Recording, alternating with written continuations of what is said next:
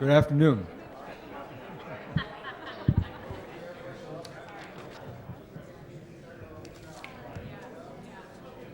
I hope the hallway is cleared out,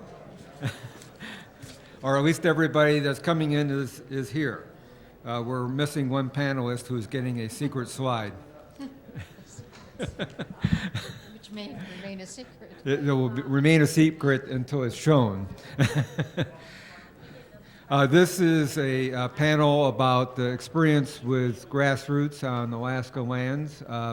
First with the fight on Anilka, and then with campaigns since Anilka. And I'm Chuck Klusen once again, and we have several people who have been intimately involved with grassroots campaigns, and we hope that we can be informing on the topic. And so why don't we get started? I wanted to just take a very short period of time to explain a little bit about the Alaska Coalition of the D2 days as to how it was structured, because it's often referred to as a model of something or other. And I'm not here to propose that the model, if it is a model, should be followed. I just wanted to explain what it was. Because most coalition efforts before and since are very informal. They tend to be things where the lobbyists or grassroots coordinators of various allied organizations meet at somebody's office and they talk about the campaign, and they talk about what ought to be done, and then they divvy up the tasks. Did I lose the sound? No, okay. And then they divvy up the tasks, and they'll say, I'll do this, and everyone says, I'll do that, and you know, it's that kind of thing. In the case of the D2 Alaska Coalition, it actually became a much more structured organization. First of all, the Alaska Coalition was an incorporated organization, just like any of our parent organizations. That was because after a while we were handling some significant sums of money and we wanted protection.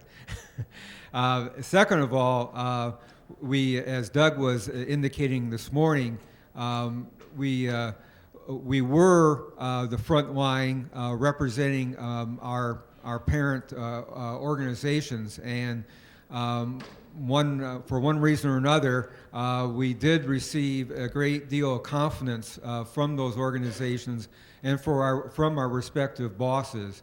And basically, they allowed us to make many of the strategy calls, although we all checked in with our bosses on those things. And they allowed us to be essentially the front line to the outside world, whether that be Congress, the press, or other organizations or communities. To do that, we basically had two institutions. One for the formal organization, there was a board of directors that was made up of people from each of the main big groups. And basically that met a handful of times a year and did the things that boards of directors do, which was basically about financial and governance things. So that was one thing. But more importantly, there was a steering committee that was essentially delegated all of the important things by the board to decide. And those were the lead lobbyists from the organizations that the coalition represented. And that group met weekly to go over strategy questions, policy questions, and so on.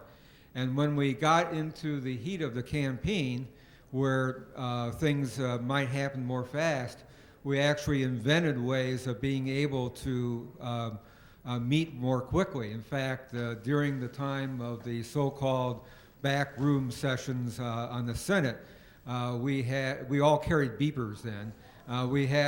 There were two signals on the beeper, and one signal was to meet in the basement underneath the floor of the Senate under the basement underneath the Senate at an appointed place because there was some important policy or strategy question that had to be talked over immediately. And that was how the steering committee would then meet and decide important questions. And that way, all our organizations were represented, had somebody at the table, and so forth. But the other side of how the coalition was more structured was that in the early days, back in 1977, when we started doing the hearings that John Sarbling talked about in his interview this morning, there was sort of the tendency that everybody wanted to be involved in everything. And at first we sort of had people sign up, well, I'll organize for this hearing and somebody else will organize for that hearing and so on. But everybody wanted to sort of be involved in every decision. And by the end of the year, Don Young had succeeded in sort of pestering John Sarbling so that even though that we had had many days of markup in subcommittee, they still hadn't reported the bill out of subcommittee. And we were all kind of frustrated about this, and we kind of had a group catharsis. And that's what really led to the organizing in a more formal sense of the coalition, and that's when I became chair. And that led to organizing the coalition functionally. And so we had several different divisions, departments, whatever you want to call them, just like any organization. So we had a lobbying division, and Doug was the chair of that, and Peter Scholes was his deputy, who kept all the records about where everybody was, House and Senate. We had grassroots, and Steve Young here was in charge of the grassroots operation. We had a media operation. Rita Molyneux was the head of that, and at times we had 3 or more people doing that. We had outreach trying to get more organizations to join the coalition, and Kathy Smith did that. We had high-tech John McComb here, who invented new ways to keep us on the cutting edge of technology and to reach all of our constituents out there in grassroots, and he'll be talking about that. Jack Hessian, who had an enormous knowledge about the places and all the things that had gone on about it and had been part of the floor on the Maps on the Floor Society and so on, was our director of policy and research, and others collaborated with him on that. And then sort of independent from the Alaska Coalition, but working with us, hand in glove, was Americans for Alaska, and you heard from Larry Rockefeller this morning, and we have Kathy Stone here this afternoon to talk about that. So that's basically how we were structured, and that got us out of this thing of everybody having to do everything. And then as Doug described this morning, there were 20 core lobbyists, and then the grassroots operation, there were people who had certain specific states and congressional districts. And so everybody got then very comfortable that they had their thing to do, and so on. And then we got what we called writing prescriptions, where we had a congressman or a senator, and we would get the core lobbyists together with the media person who handled that state or district, together with the grassroots organizer for that area, and they would get in a corner and try to write a strategy that would try to convert that member to vote with us. And they would work together. You know, and we'd sometimes use reporters to ask questions as a way of trying to move them our way. We would use grassroots, of course, or whatever, and we would exchange information between the lobbyists and the grassroots, and then strategically use that with the media, et cetera. So we were using many different things, but I just wanted to very briefly explain the structure we had. So with that very brief introduction, I wanted to go back to Doug, who's going to talk a little more about how we did the lobbying in a grassroots campaign. And this is about grassroots. So this is about how do you lobby, in Doug's case, in a grassroots campaign. Great.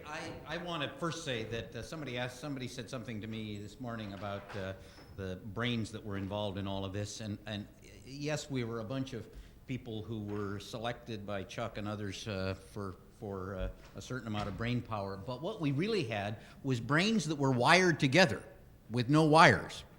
and they were those non-wires ran to Alaska. They ran through all of these personnel elements of the coalition and to the White House and the congressional leadership and staff, and a synapse would go off in one brain and it would trigger good ideas somewhere else. And in some ways, the secret of the Anilka campaign as a grassroots campaign was that not only were we wired together without wires, but that the premium was constantly on good ideas. And no one was empowered to say no. At the most, you could say maybe. And so if someone came up with some idea, however outrageous, it might have the kernel of some idea that others could help shape about how to change Congressman X from being neutral to being one step toward being on our side, or Senator X. And that process required an enormous amount of integration, as Chuck has described, in the structure of how this campaign worked. Money, of course, is always a limiting factor, but as degree that you could possibly say it, money was not ever a limiting factor. If there was an idea that seemed really worthy of being pursued, we hatched the idea one evening of a double-page center of the front section of the Washington Post ad, whose purpose was to get a message to 11 senators, or 15 senators, that were still on the fence. And 2 days later, that ad was in the gutter in the front section of the Washington Post, across 2 pages. It was that kind of thing, and everybody involved, the Alaskans, everybody understood that there'd be plenty of credit to go around. Now, one of the interesting things about having plenty of credit to go around is that everybody was the father of this thing. And so you heard President Carter talking about they were doing the negotiating over maps in the cabinet room, and I'm sure they thought they were. Of course, Jack Hession and Rich Gordon and Stan Center and company thought, and the maps on the floor committee all thought they were making the key decisions, and Mo probably thought he had something to say about it, and his staff. And so there were many parents to this thing, and it ended up that spirit of collaboration and that spirit of the synapse in one brain setting off something in another really was infectious and caught on across Washington's a dog-eat-dog kind of a place, and somehow we, most of the time, rose above that. I can't say enough about the role of the Alaskans, both just by keeping all of our spirits up, because we knew how courageous every single one of you, Peg, had to be up here, and Ginny and Celia and on and on and on, especially the people who were in prominent leadership positions and were known by their neighbors as being in prominent leadership positions in Alaska. You know, the congressional champions and their staffs, John Seiberling and his amazingly gifted staff, represented here by Dora, then Trapkin, now Ewell, one of the key staffers in the House effort from start to finish. The White House lobbyist. President Carter had a full-time lobbyist doing nothing but this, and then a bunch of other people that were part of his overall legislative team.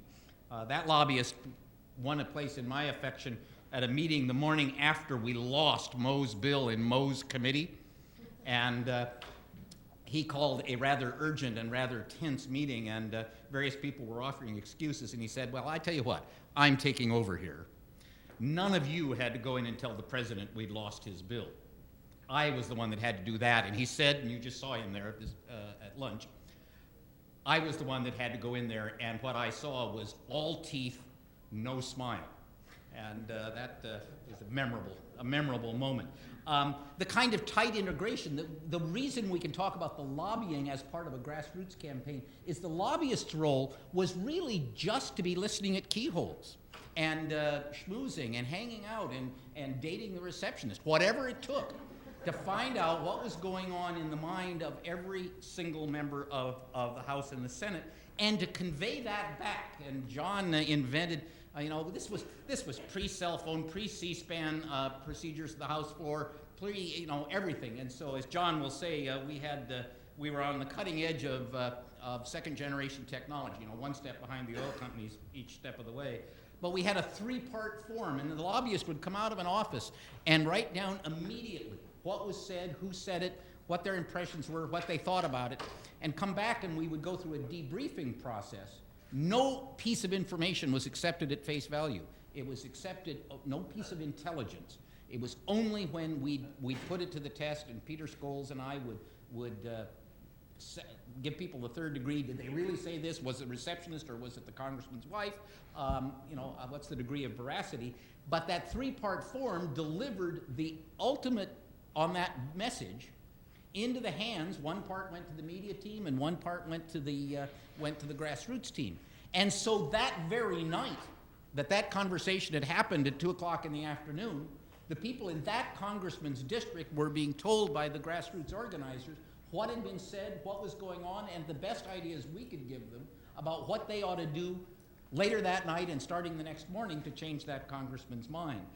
Very tight integration. The experts, Stan and Jack Hessian and their colleagues, and Rich Gordon, who were constantly giving us the very best information about, to answer back every dumb argument that Don Young and company could come up with, and they were generating them at a high rate of speed.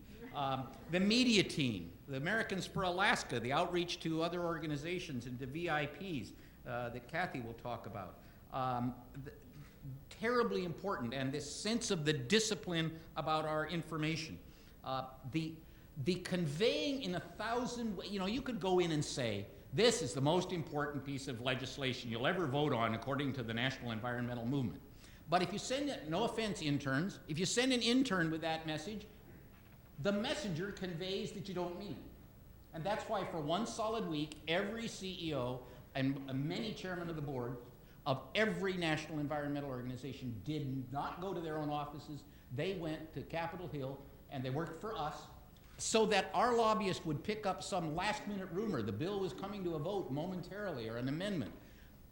If somebody would say the NRA is getting to this guy, in 2 seconds, seemingly independently, Tom Kimball, the head of the world's largest hunting organization, the National Wildlife Federation, would walk in the door and say, hi, I'm here to tell you why we support the Alaska Lands Act.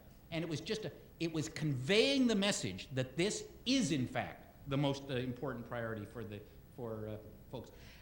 I said before, this is the Alaska Lands Act as it reached the Senate, passed by the House in 1979. Kind of a high watermark of how far we got. It looks like the Manhattan phone book from the 30s. The crucial question was to sustain so huge a victory in the House that we would set the bottom line limits for what kind of negotiating away could be done under the far worse circumstances we had in the Senate. And I'll conclude by saying one example of that, and that is this bill, its predecessor in 1978, at times, as the president said at lunch, at a time when we were having energy shortages and members of Congress were stopping on their way to vote on this bill in gas lines in Washington, D.C. We had a vote in the House of Representatives each of those years on whether to close the Arctic coastal plain to oil drilling and make it wilderness immediately, and passed that by a handy margin both times.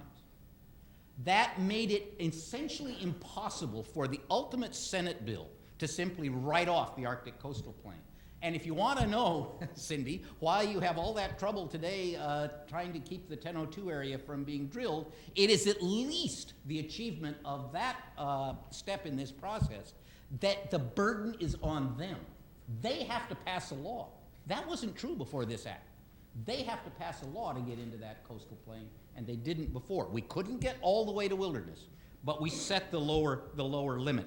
And so I would just stress to you that this was an example of tight integration, discipline, but in a way that put a premium on people's creativity. We had spies, I see one in the back of the room, buried away in the agencies who would say, here's an idea I had and I can't act on it given where I am at the moment, but it seems like a good idea. And so there were even synapses in places where they weren't supposed to be. And there was even one aberrant synapse in the brain of Don Young. I used to say that I was a Sierra Club employee at the time, that it was great that the taxpayers of the United States paid Don Young to be the spokesman in the House of Representatives for the state of Alaska, but if ever the taxpayers didn't want to, the Sierra Club would be happy to. He made our job a lot easier. Thank you, Doug. Next, we have Steve Young, who, as I mentioned earlier, was the head of the grassroots operation, and Steve worked for the National Audubon Society. After the Alaska Lands Act was passed, he actually went to Vermont and worked for National Audubon for a good number of years there. So Steve, you had a number of people in the grassroots operations working for you, who each had a number of states and congressional districts. How did this all work? Well, we realized pretty early on that we were going to have to bring passion and precision to a higher level than we've ever had before. If we were going, especially with Doug, keep adding acreage to the bill, and Mo Udall keep turning around saying, "You're going to get the horses out to not embarrass me on this one?" And then they would look at me and say, "Well," and I'd say, "Okay, we need to really raise the passion and the precision." And we pulled together what was called the Boiler Room. And it was in the Sierra Club. I was an Audubon employee, but I spent most of my life over at the Sierra Club. That's how closely we worked together. And the junior varsity, which we were a part of, I think the reason why the coalition really worked is that other than Chuck and Scott, Doug Scott, everyone else were pretty much new to the scene of the environmental movement. I mean, I was so new that a few weeks before I got involved with the steering committee formation of the Alaska Coalition, I had brought a box of Audubon magazines that were dedicated to coming out against the Kaparowitz project. Took the box of Audubon magazines to the proponent senator from Utah and dropped them off, thinking that's where I was supposed to drop them off. And then wondered why the Senate staff kind of laughed hysterically that I just dropped off these magazines to their office, coming out against their pet project in Utah. So there's good mentoring that went on through the coalition over the years. So we had this boiler room operation set up where we had the country divided up into quadrants, and then we would have an intern or a staff person responsible for that quadrant of states, just to coordinate and to stay in touch with and establish instant communication with our growing grassroots network in each state. We targeted our grassroots effort. We needed, first of all, to go out there and get the passion. Because without that fire and without that zeal, we had to have a phenomenal, almost an evangelical zeal to pull this off with what was against us. And all the pundits were saying, "You can't do it." And Doug Scott would just get more fired up. "Oh, yes, we can." The more they say we can't, the more I'm saying we can. We're going to establish the vision that we want. 80 million acres? Heck with that. 150 million acres. And Mo Udall kept looking over and saying, "Are you going to get the people out?" How did we do it? There was no magic bullet to bring that passion and to raise it. It was getting people out with slideshows, out into people's living rooms. I went all over this country with a slideshow and brochures, the basic good old American one-on-one grassroots and others from other organizations, getting out, going to union halls, going to colleges, going to Bonanza Steakhouses in Birmingham, Alabama at 10 o'clock in the morning. If you want to experience a place, go to a Bonanza Steakhouse in Birmingham, Alabama at 10 o'clock in the morning and try to talk about Alaska. And I'd bring that slideshow everywhere, all over the country, and others did the same thing. And we were developing our grassroots network. And of course, when John Seiberling declared the need for the public hearings across the country to really demonstrate the support, we needed to produce. We needed to get the people there. And one example of the passion that grew and was developed in this country, which still blows my mind and just sitting here overwhelms me because a lot of the people here are fruit of that passion also. We were doing a slide program at a college in Missouri, and it was about my 10th one in 9 days, and it was all becoming a blur, and there were some folks there from the mining interest in the auditorium. There's about 100 people, maybe about this many people. And I'd given the slideshow, and they started to heckle, and really started to get kind of rowdy. And I was going, "Oh my God, here we go, going to be killed in Missouri." And I didn't see much passion growing, and it seemed in a way that maybe this was not going to be very productive. Then all of a sudden, this older woman stood up. She could barely stand up. She said, "Hello, my name is Mrs. Wolf, and I used to live in Alaska back in the 40s. She said, "And I'm listening to all this conversation by these people, and I don't agree with it, and I don't buy it." She said, "We have to protect this land. I'm an old lady now," she said, "and I would love to go up to Chicago," because I was trying to get folks to make a commitment to go up to Chicago to the Chicago public hearing. She said, "I would love the remaining part of my life to do something like go up to Chicago and be able to testify before Congressman Seiberling about the absolute importance of Alaska and protecting Alaska for future generations." It was like this silence. all of a sudden this young guy stood up and he had a hat. He took the hat off and he said, I want you to be able to go up to Chicago. I want you to go to that hearing, and I'm going to put some money forward. He put some money in a hat, and he passed that hat around, collected enough money for her to be able to not only do that, but they ended up with 8 people coming out of that meeting who drove up and were part of a panel at the Chicago hearing where John Seibling was there, and this woman was able to give her testimony from her heart in Chicago directly to John Seibling, and it was powerful. And you times that by 1,000, and that's what happened. It was like popcorn. You know, you put it in the microwave and it goes for 3 minutes, nothing seems to happen, and then boom, that next minute is like just unbelievable. Well, that's what really happened. It hit a point after all that investment and with all the organizations working together and 10,000 slideshows. It was so bad that one time I drove up to a house in Bloomington, Indiana. I walked into the house, the cars were out front, I set up the slide projector, I set up the thing, I walked into the living room, I sat down to start to meet the people that were asked me to come to do this slide program on Alaska, and all of a sudden I realized I was in the wrong house.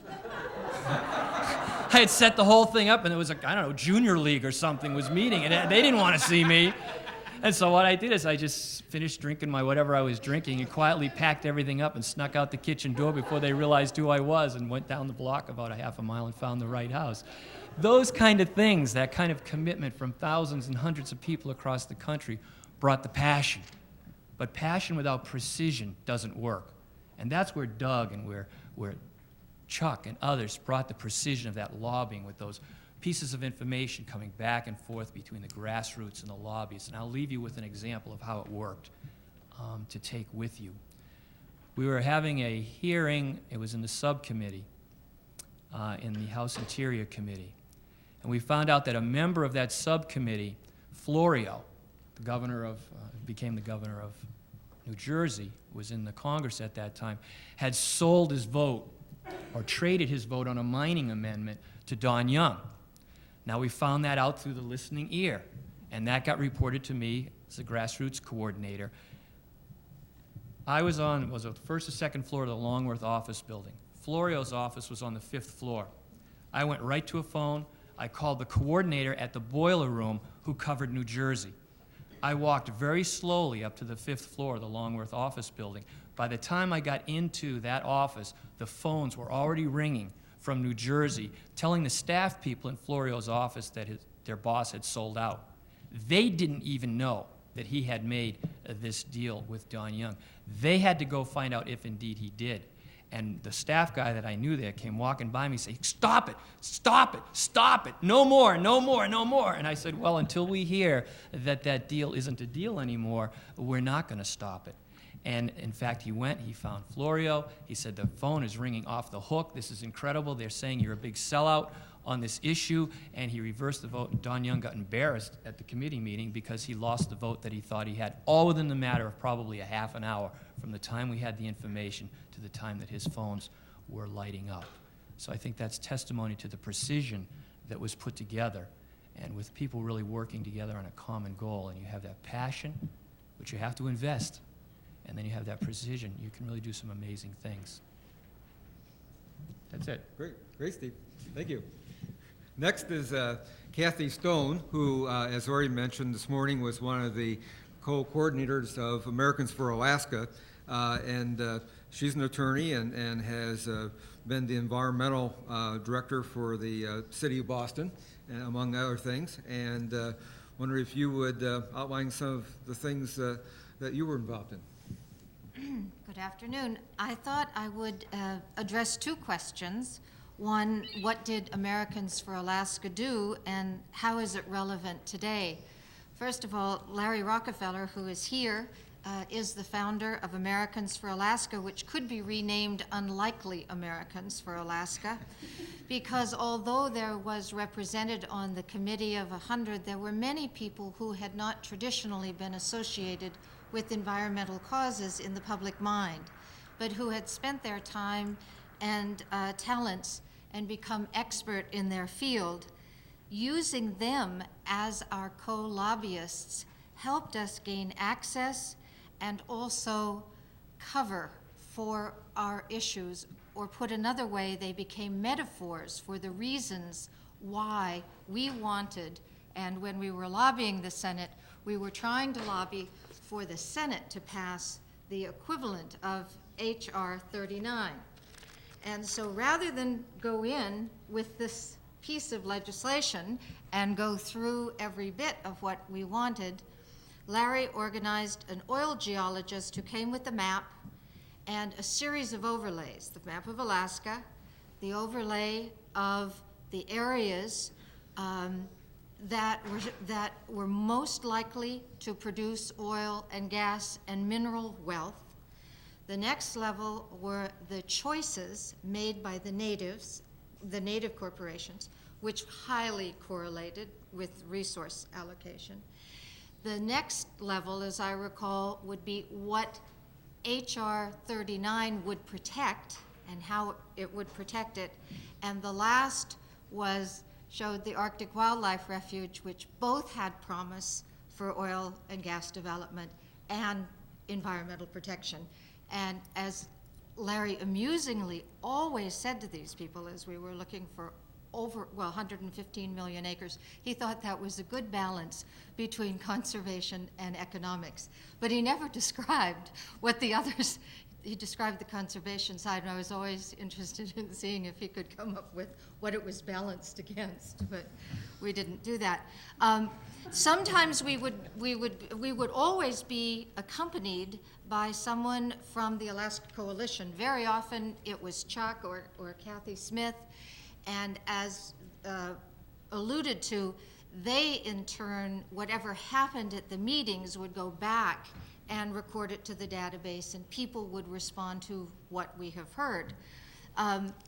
In terms of access, there was a meeting before my time when a well-known person from Wall Street flew into Washington to see Scoop Jackson, as Chuck said was not as responsive as at that moment as we thought he should be. The individual walked in, said hello to Scoop, and said, I like H.R. 30. I like the bill. I like what's going on. Got up, left, went back to New York. And after that, the coalition had greater access to that very important office. One of my favorite meetings involved Paul Nitze. This, remember, is in the 70s, and the START treaties were being negotiated. He was the chief negotiator for them, and a former Wall Street person. And Paul's credentials as a Cold Warrior were really unquestioned. And I remember going into one of the meetings with Paul. We went through the map, and then Paul said, well, you can't go ahead, and then we focused on the Arctic, which is always what we were focusing on. And he said, you can't develop the Arctic because for national security, you have to think 100 years ahead, 200 years ahead. The reserve, of course, was there. He said, that's not enough. You can't just look at this in such a short-sighted way. And I remember the senator with whom we were visiting was just speechless. Usually we would be asked a whole series of questions. So finally leaned over and he said, do you really think it's important for the security of the nation that we don't develop the Arctic Wildlife Range? And Ambassador Nitze said, yes, it is. That was the end of the meeting. And it was just none of us could have conveyed that and in that way. Now, we were a very engaging group. But one visit, as Larry remembers, the senator to whom we were speaking started, first of all, shutting his eyes and then snoring. We had the distinct impression that he had fallen asleep in the middle of our presentation. And we looked at each other to try to decide what to do, and we said, well, we might have, subliminal education. Maybe he'll pick up something. And so we just continued with our presentation while he slept. And another favorite of mine, a person who was in the Senate, got us in the room and said, would you mind if someone joined us? And we said no. And out of a side door came this person's wife, and she sat in the meeting. She asked all the questions. And at the end of that, she said, well, I think you've answered all my questions. The senator said virtually nothing. She got up, she went out the back door, and that was the end of that meeting. So there are many tales to tell, but the principal point is that I believe that land preservation, wilderness preservation, begins with the grassroots. If people save the land they love, but the people that can be involved in grassroots are many. And there is a value in all of your communities in seeking out those people in your issues, whether it's the Arctic Wildlife Refuge, whether it is, as in my neck of the woods, believe it or not, a wilderness bill for the state of New Hampshire. There are people who we can bring to the task, who carry our message in a way that individually each of us cannot. And to capture the work of those special people, it will make our job more effective, and I think reflect the true nature of land preservation, which is for all of us to recognize and participate in the preservation of the land that nurtures us, body and soul. So I'm thrilled to be here and to be with so many old friends. It's really been quite a reunion for all of us, and thank you. Thank you, Kathy. Well, our final speaker about the ANILCA phase of the panel is John McComb, who, when ANILCA started, was the Southwest rep of the Sierra Club, and then wanted to be part of the action and came into the Washington office, became the Washington office director, and then the conservation director, and many other things. And he earned the nickname High Tech, and you'll see why. Well, thank you. It was certainly a privilege to have been part of this great effort and to know and work with major actors, which included people like Chuck and Doug and Kathy and a raft of other people in the campaign then, and also with people like Mo Udall and John Seiberling. They were truly exciting times, and we knew we were making a difference, and it was heady stuff. I like to think that all of our jobs are we're just salesmen of ideas and information, and so having good tools to do that make us more effective. I think during the ANILCA campaign, we did make some innovative and effective use of technology. Some of these things may have been first, I don't know that, but it was certainly first for us. Chuck mentioned pagers. In addition to assembling the steering committee, the main use was every lobbyist, and we had about 20 lobbyists in the House, and the other key players in the Alaska Coalition each had pagers. So if some member of Congress had a question, why we would page that lobbyist if the lobbyist was on the Hill and tell them to go in there. And so it was very likely within 5 or 10 minutes after they had a question, there was a body in their office trying to answer that question. And I think that made a big difference. I'll have a few other pictures here. We had a congressional database. We merged the membership data of the major groups. We did a large mailing. We had a smaller activist leadership database, and we used mailgrams and email. And just to look at a couple of those things, there's Doug with a pager. What's that on his head?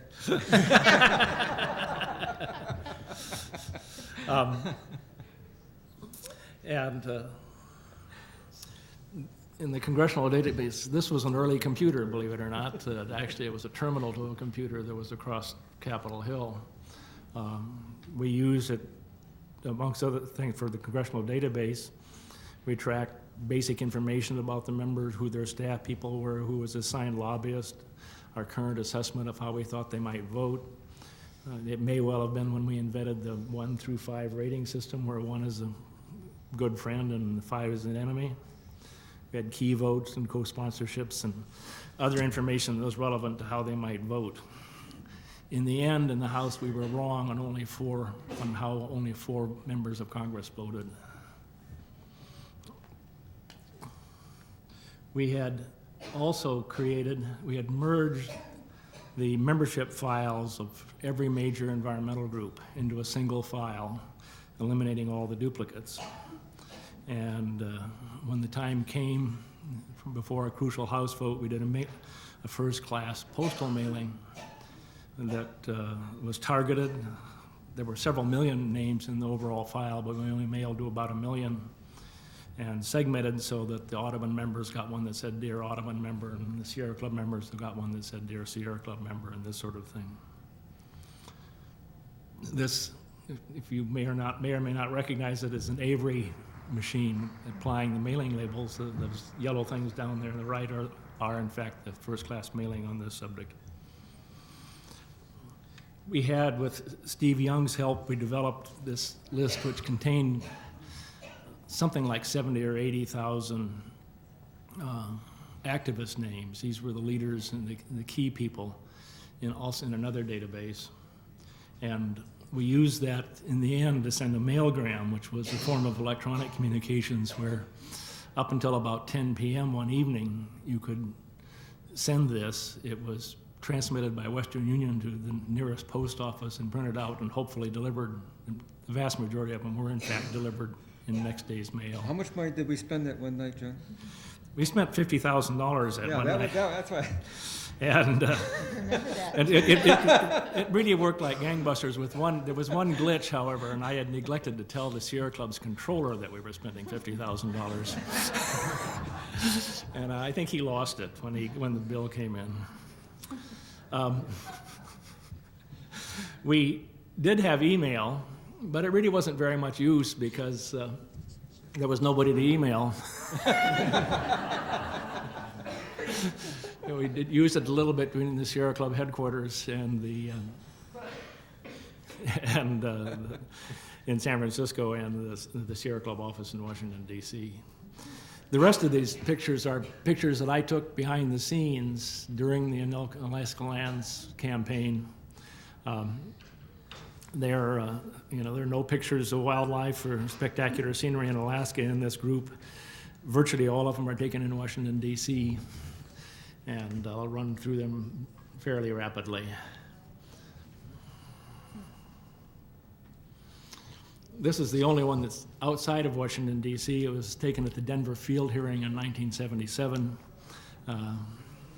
There were 4 members of Congress there. They started off the first half an hour or so together, and then they broke up into 4 separate panels where they heard some 400 witnesses.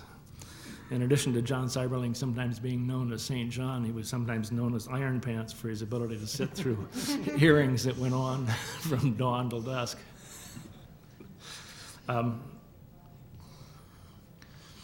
The Mo Udall and his committee created the Alaska Land Subcommittee, which handled this issue. Their headquarters was down there.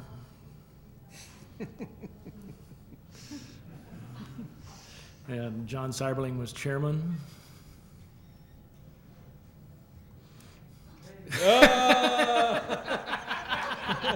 Stand up, Dora.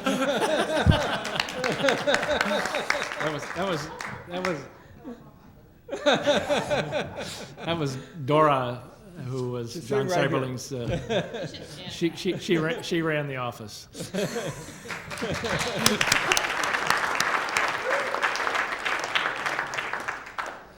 And Mo Udall, of course. You will notice these funny communications instruments over there, the typewriter there in the background. There are a lot of them in this. They held hearings. There's Cecil Andrus and Buff Bolin. Eventually marking up the Alaska lands legislation. John Seiberling and Mo Udall there in the front. Harry Crandall was right there, was the chief staff person handling this for John Seiberling. In a weak moment, I allowed Doug Scott to talk me into using my apartment as the House lobbying headquarters. I must concede it was conveniently located just a little over a block from all 3 of the House office buildings. But frankly, it was a lot of fun too. It was in the basement apartment of where it says 402 there in the middle, so it was right down in there someplace. Among my neighbors were Jim Weaver and Virginia Smith and No. Olympia Snow. Guaranteed a congressional record every morning, Yes. one way or the other. So this was the interior of my apartment. We had all the lobbyists assembled there every morning for about 3 weeks. Doug Scott arranged to have usually a member of Congress come over and give a little pep talk to the group at the beginning. And there's Mo Udall that had come over.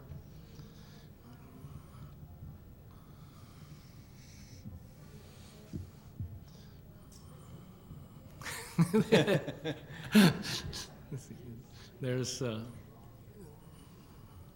this is for those of you may know, Ernie Dickerman was a grand old man of wilderness, and sitting next to him is Stan Center, who is also sitting back there and worked for Congressman Evans. He's sitting over there. Did you know where your staff was? The headquarters for most of this was, in fact, the Sierra Club offices, which were then located on Pennsylvania Avenue. And that was the outside of the Naval Lodge. Naval Lodge building. We were on the second floor. I'm not sure what all these people were doing. That may have been one of the grassroots people making phone calls. Another one. It looks the same day.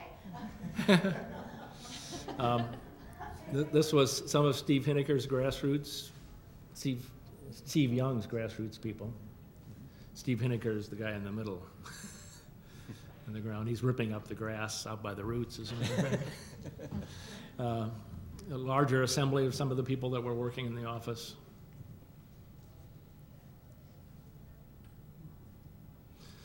In the 1978 House vote, we did not yet have this congressional database, and we tracked members of Congress with these charts and little colored dots about whether they had been visited and how we thought they were going to vote and other things. Eventually, of course, it did come to a vote. There's Don Young, and the House had just started to be televised at that point in time. You couldn't, it was just being televised internally. There was no C-SPAN. But members could watch it in their offices. And of course, eventually they did vote. I was surprised in looking at this slide of how many people didn't vote, and Doug Scott reminded me that one of the messages we conveyed to members, if they couldn't vote right, don't vote. Because we wanted that margin down there at the bottom to be as big as possible. 9-1. Of course, a victory calls for a party. That's Steve at his best. That is, Now water it. and Mo Udall and Jonathan Ela from the Sierra Club. John Cyberling. We were all happy campers. Notice the button, the caribou button. That was very important. Philip Burton, a legend in his own right. Is he only drinking a beer there?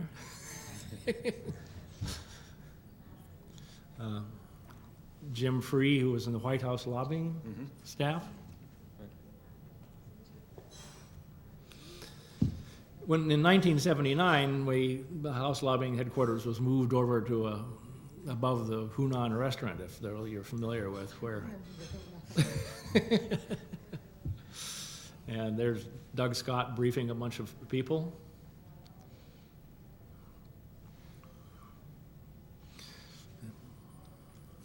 And again, Doug and Ed Wayburn. We worked so hard. Apparently how to live the high life. There's a spike in beer sales. Well, he had so many victories. And Mo Udall got along quite well with the Speaker of the House, Tip O'Neill, and arranged for us to have offices that were part of the speaker's offices just off the House floor during the 1979 House vote. This is George Alderson and Jack Hession writing up some fact sheet at that point.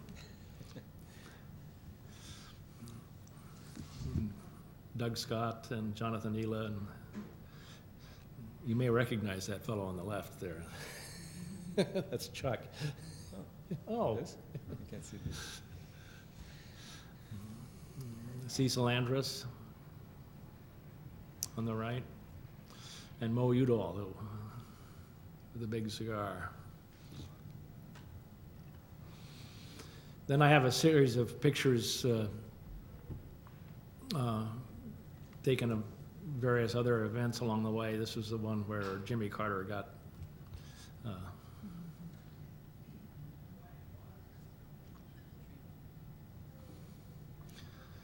Cecil Andrus and Chuck in the Sierra Club office.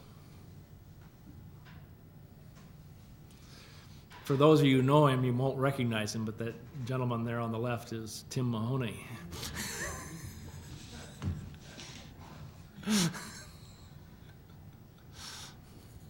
Kathy Fletcher, who was on the White House domestic policy staff, and Chuck Clusen. Peter Scholes, who was really the chief person tracking data on members of Congress. There it is. Yep. There he is back there. And Doug. There were endless meetings. Here's one, Lord knows what they're talking about, but it includes Mo Udall and Don Young and John Seiberling out, I think, in the Rayburn room outside. That's when we started to worry. Yes.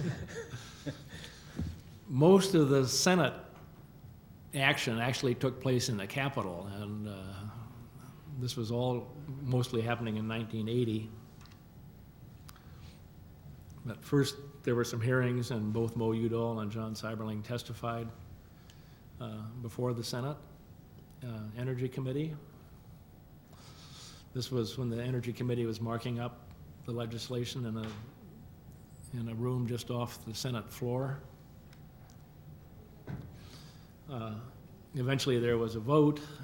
Alan Cranston, who was sort of an unsung hero there, we were counting noses in the Senate on that date.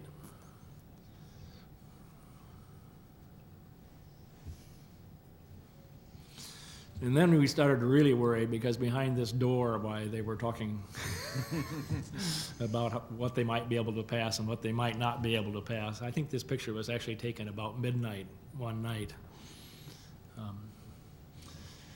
Some of our lobbyists, though, were very good. I was sort of wondering whether I could get into the Capitol at midnight. Now you wouldn't stand a chance now.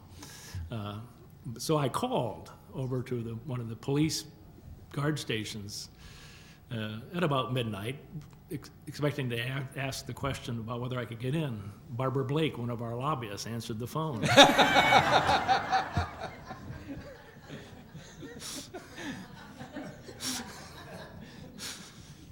And some of the people came out, and we were all hanging around. I could comment, but I won't. Anyhow, in the end, there was legislation, and Jimmy Carter did sign it. That was the last 181 pages. And there's Larry Rockefeller, having made a substantial investment in this in various ways. And that's the end. Great. Thank you. Thank you.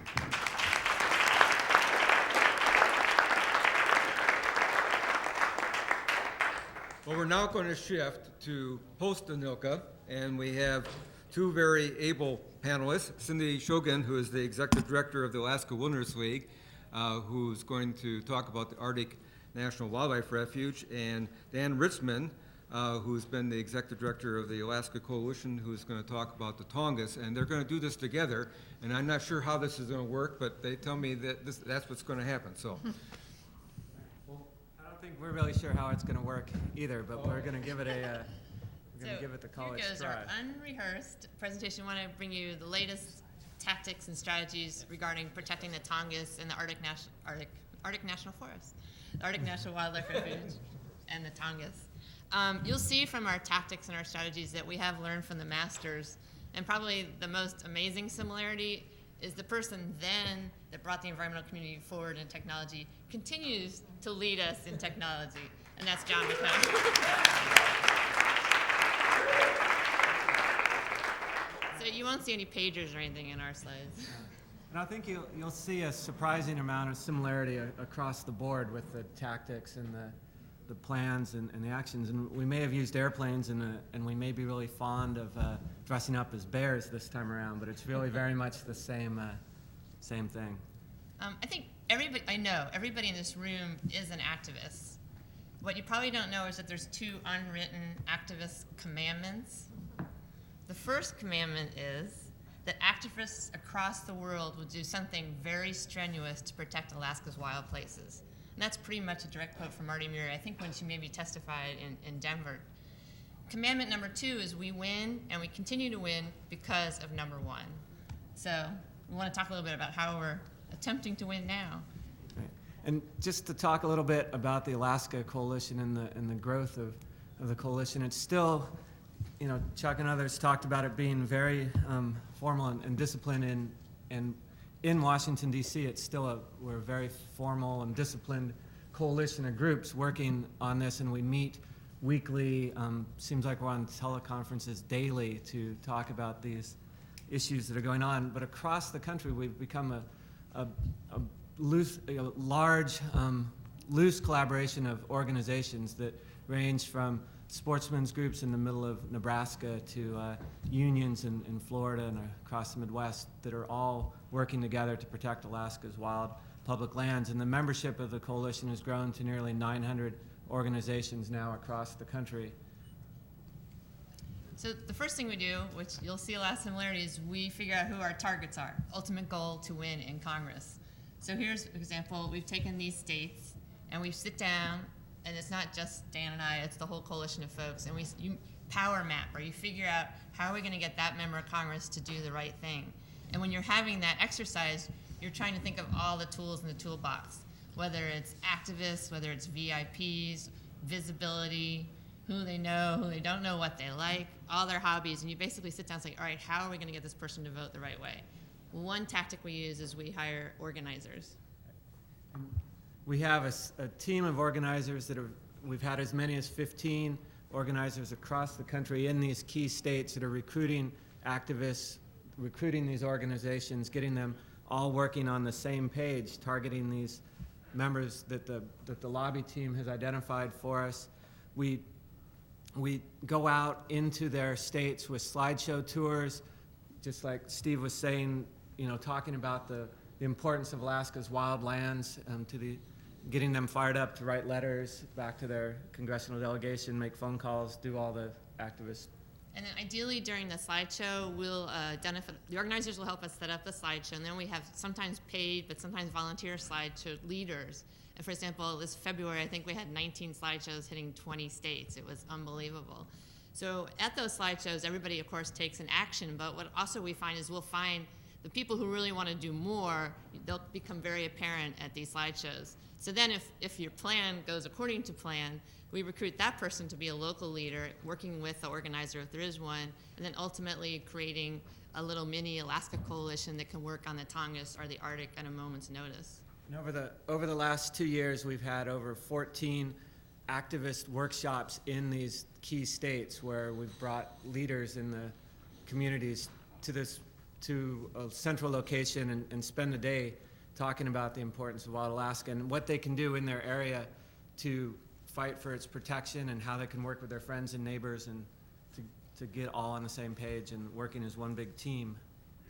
So for each of these states or these little coalitions, we'll try and make sure that they do as many visibility events as possible, that they visit editorial boards, that they generate local media, they have district meetings, they attend town hall meetings. And here's just a few examples of some of the media that are generated over the time. And now it's time for some others in the room to get to see their faces up on the screen as well. We have Scott Haid out there in the audience, and we'll see him again a couple other times. We also use media in other ways. We run both, ads thanking representatives and senators for their votes and ads urging them to do the right thing. And we've branched away from just the print and television and radio ads to done some billboards as well. And this is a billboard we did thanking Senator Coleman for a vote to protect the Arctic Refuge. And this is Josh, and he was one of the Green Corps organizers, and his most successful event was a spontaneous press event he did on the day of the vote. We heard that Coleman was perhaps not leaning our way anymore, and Josh took a letter that he had sent to his constituents talking about how he promised to protect the Arctic Refuge, and he went to Kinko's and blew up a giant copy of that letter and took a big yellow highlighter and highlighted the appropriate sentence, and then ran down to in front of Coleman's office, invited the media. He got about 4 television stations, local NPR radio out there to have this press conference that came out about 15 minutes before the vote, talking about how Coleman had promised all of his constituents that he would be supportive of protecting the Arctic Refuge. And that time he did vote right. He did. And then let's do the next slide. I mean, I grouped sort of activists into 4 different categories, and I've given them all cute little names. I have the exhibitionists, and those are the people that go out on the road with the slideshow tours. And I think a lot of folks in the environmental community do these slideshow tours, and they're great, but I think the Alaska ones are most powerful because of the images. And I remember Scott Heileman and Jay Nelson traveling around with the Tonga slideshow, which was phenomenal. And I also think they're successful because they get the audience much more involved. And then the Arctic slideshows, we usually try to have a Gwich'in person also there, so it's the combination of all the reasons you want to protect these places. So that's the first category, the exhibitionist. And you want to talk about the bears? And then the second one is the mover and the shaker. These are what you can call grass tops or VIPs, but they're people that have access and have connections. For example, Congressman Tom Evans from Delaware, who is the floor manager of the Alaska Lands Act, he's been phenomenally successful in helping us with some swing votes in both the Tongass and the Arctic, and he single-handedly recruited our champions for the Tongass Amendment on the House side and the Senate side. So there's a phenomenal example of a mover and shaker. And then we have our volunteer firemen. It's Jack Bisco from upstate Maine, who by day is an antique dealer, but by day he's also an Arctic activist. We call him every day practically. Say, you got to get Senator Snow and Senator Collins to do the right thing. Can you do this? Can you do that? And he's just there at a moment's notice. And he was very involved in ANILCA also, I believe. And then there's the, did I do all 3? Yeah. And then finally there's what I call the comet. And this is all the planning in the world we do, all the strategizing, all the power mapping. It's just something that comes out of the sky that's a totally cool thing that helps your campaign. And I guess one of our recent favorite examples of the comet is a woman named Savannah Rose who saw Lenny's slideshow when she was 9 years old and said, well, you know what? I can save the Arctic if I get everybody to pump up their tires. So she and her girlfriends, I think it was a brownie troop, went to the local shopping mall, and they put tire gauges, which they got for free from Goodyear, on everybody's car and saying, pump up your tires and you'll save the Arctic Refuge. Well, now she's the ripe old age of 12 years old and lives in Florida, and she has her own website, Pump 'em Up, and she's getting schools in Florida and also from New England, where she used to be, to start their own Pump 'em Up chapters. And then she just recently came to Washington. Another thing we like to do is we bring activists into town and visit their congressional offices. So she was in town trying to get Senator Martinez to do the right thing, but he refused to meet with her. So those are the type of activists that we're blessed with. Yeah, I think we'll just go through some of the pictures and see some of the comments and movers and shakers and the like, and you'll see our fondness for the polar bears and grizzly bears as well. And this is Chad Keister. He's sort of a slideshow giver extraordinaire. He's probably presented 700 slideshows over the last 2 years, all through the Midwest, and he travels by train because he doesn't want to be burning fossil fuels as much and using public transportation to get along and do the shows. And he's presenting a copy of a thank you ad we did for Senator DeWine after his Arctic vote. Polar bears working in Delaware to try to convince Senator Carper. I don't know if Emily's in the room, but the polar bears were out at the train every morning meeting Senator Carper as he took the train into work into D.C., reminding him of the importance of the Arctic We knew he Refuge. commuted every day by train, so some might call it stalking, but it worked. Stalking by phone. More of the bears tabling. This is, I believe, at the Columbus Zoo in Ohio at their Earth Day event. Some of the organizers and activists participating in press conferences. This was a 21 chainsaw salute.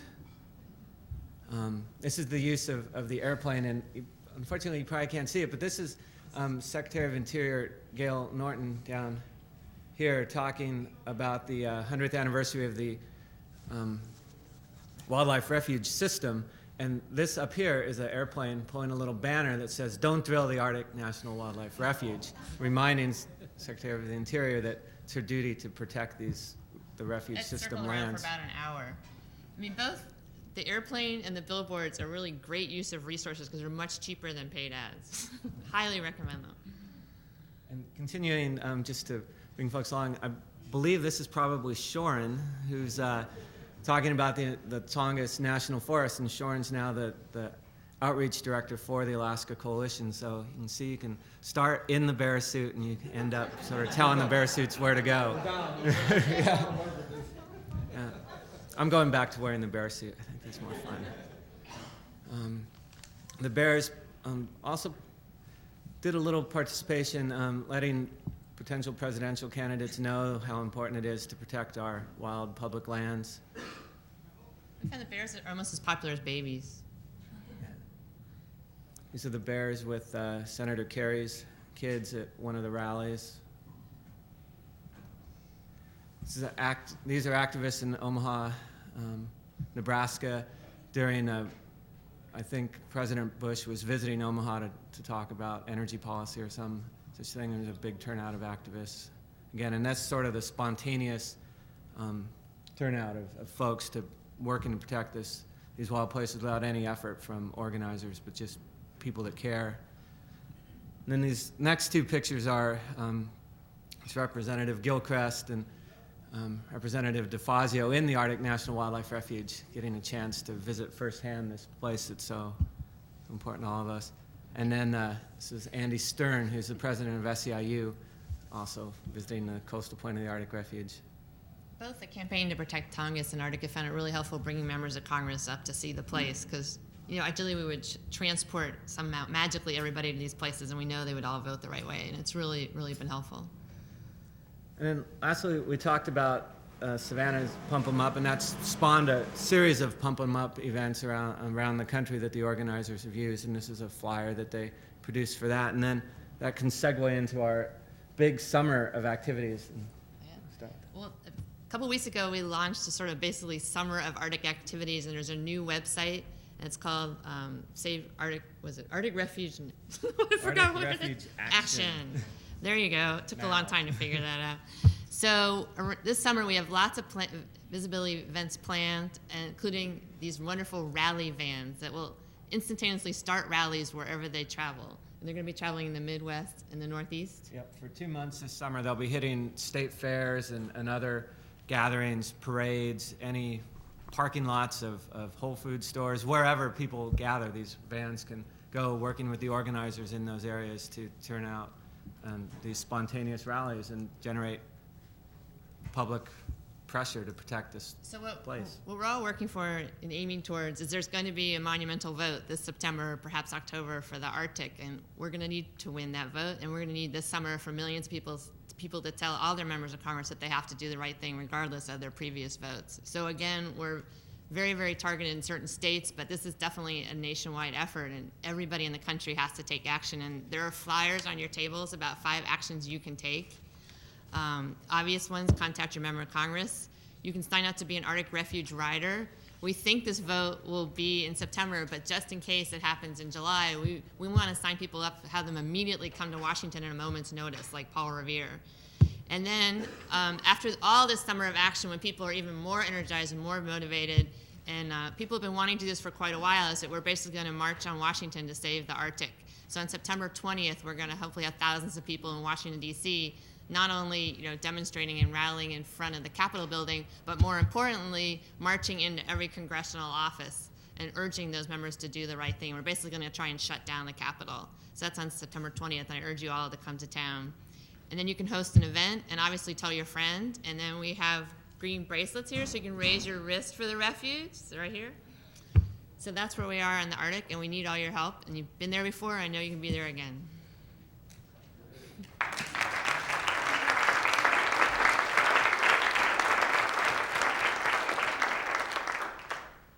Well, thank you very much, Cindy, and Dan. It was very good.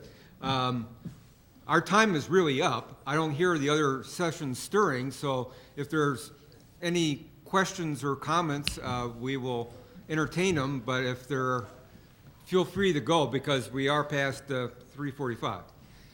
So is there any questions or comments? Or yes? Do you think technology in some ways hurts the cause? Because, I mean, now with so many ways people just, basically they quit. They cut and they paste and they quit. And they send an email. 20 minutes later, a lot of people probably forgot what they started.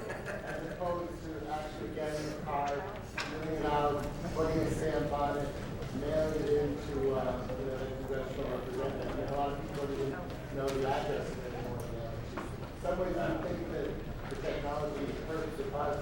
And also, when you get 10,000 emails, a lot of times you hit a button and they go to this and no one ever reads it.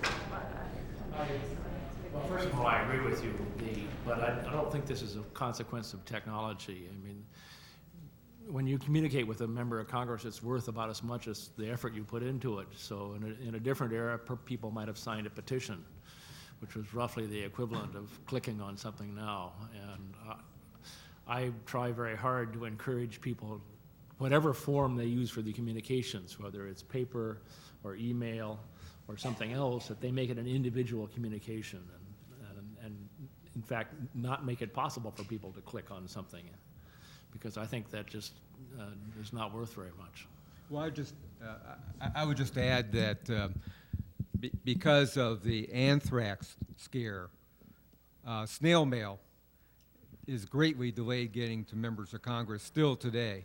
And so really the best thing is to write your own personally composed letter by email rather than a form or even by regular mail, because it's so delayed now. Absolutely. That'd be good too. That's right. I'd just like to add that picking up on a point that Steve made earlier, this is all about passion, but a part of the passion we now have to convey, and we didn't have to work quite so hard 25 years ago to convey this. Our society now breeds us from birth to be cynical about our political process. The first thing we've got to do is make people passionate about democracy, to believe that they can make any difference however they do it. And so however we get the message out with all these fancy bits of technology, the underlying message has to be a very untechnological one. You still count. Speak up. And we all have got to be evangelists that this process works, or it guarantees that it doesn't. Yeah, it seems to me that probably one of the best ways to communicate is with fax. Email we don't pay much attention to. Obviously, snail mail is impossible to get through. A fax, I think, in my experience, still gets through pretty fast. And one of the processes is when I've gotten a letter from a senator or representative that I don't particularly like, the tone of, I turn it over and write on the back of it and send it back to them. One of the things, I heard one description I think is educational, and that is that when you're dealing with Congress, you're dealing with 540 independent small businesses, each run differently. And so some office may throw away faxes, some offices don't use email. I think the consensus is that more offices are paying more attention to email than they are to faxes at this moment in time, but that's a general kind of thing and doesn't apply in individual cases. Yes. National Nervous System, both available for local chapters and for national organizations. They actually have contacted each individual legislator's office to find out what their preferred method of communication is. So if some office wants to have it as fax, you basically click on the link and it'll be faxed. You can personalize your letter, so it's not one of those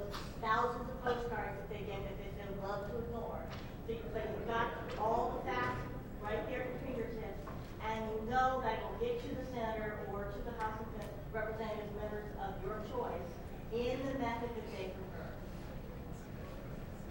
Great, yes.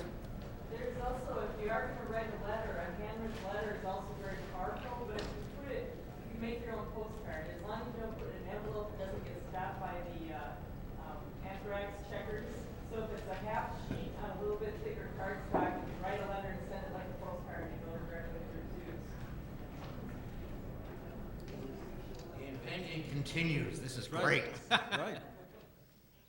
You can always send it by polar bear. But he has to be radiated. Anything else? Well, thank you for being such a great audience. We enjoyed it.